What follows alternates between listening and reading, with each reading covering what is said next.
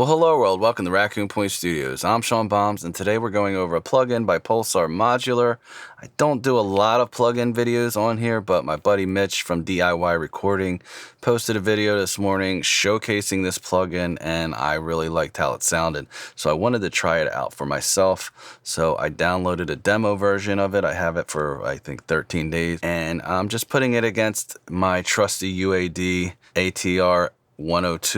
I've been using this plugin on every mix for at least a decade now.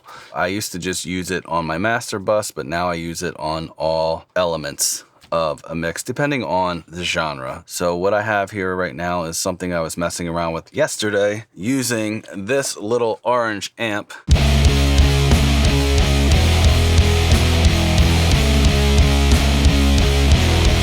Going into an aux box, and it has this 8 ohm speaker output. So that's why I tried it, and I thought the guitar sounded really good. So what I'm gonna do is play what I already had, and then I'm gonna switch to what I did with the Pulsar.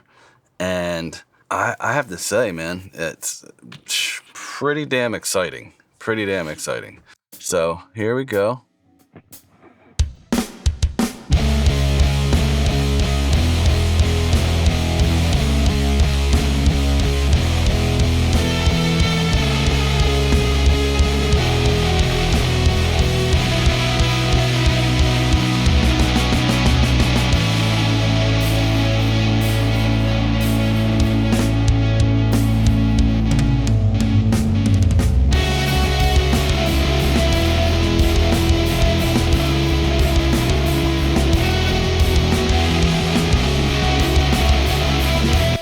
So I'm not mad at that. I'm used to that kind of sound. This is an in-the-box mix completely. So I am going to now put on the Pulsar, and then I'm gonna loop a section later so we can listen to it back and forth.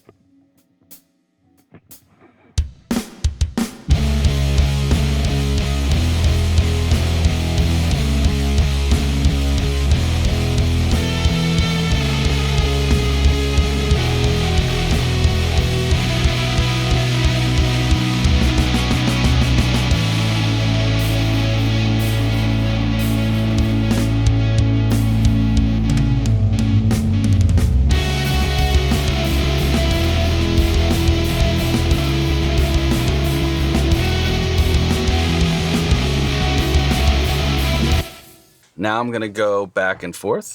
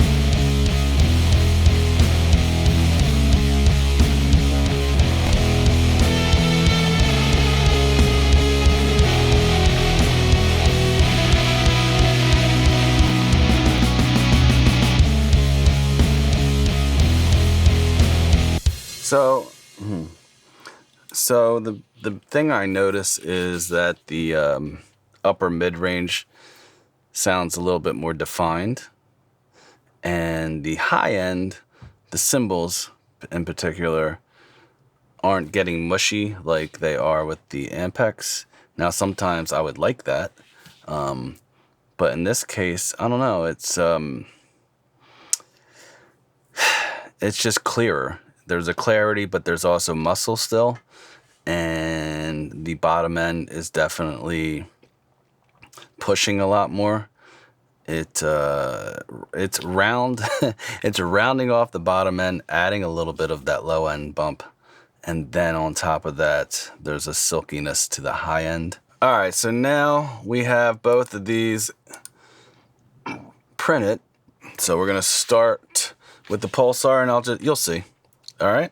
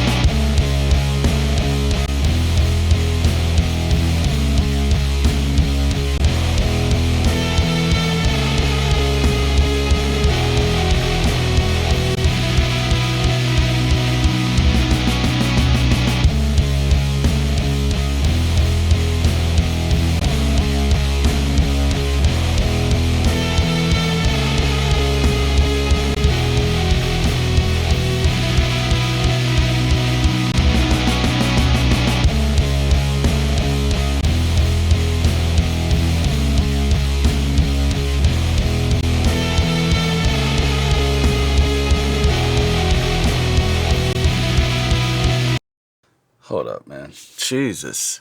So when I'm listening to it on my full range with the sub, the low end is more centered. The guitars are more or wider sounding, and it's more focused sounding and crisp and open. And the UAD, the way I have it set, has a little bit more mid-range, 800 to 3, I guess. But is less focused, if that makes sense. And maybe a little bit more distortion in the cymbals I'm hearing. The Pulsar just sounds cleaner, but at the same time, muscular. Does that make sense? Hopefully that makes sense. But this isn't a scientific test. I didn't set the tape machines the same, whatever, you know what I mean? Like, I don't even know. I didn't even look at the inches per second or anything like that. So I don't give a fuck. I'm going for sound. You know what I'm saying? And once I figure out that equation, that makes me happy when I put it across a mix. And for specific reasons, specific elements, then I can come back and make a video saying, this is why I like this on this and that and this on that and this and that. You can get with this, so you can get with that. Wow. The verdict is, I'm really digging the sound of the Pulsar. I have more testing to do, but I don't know, man. Sounds good.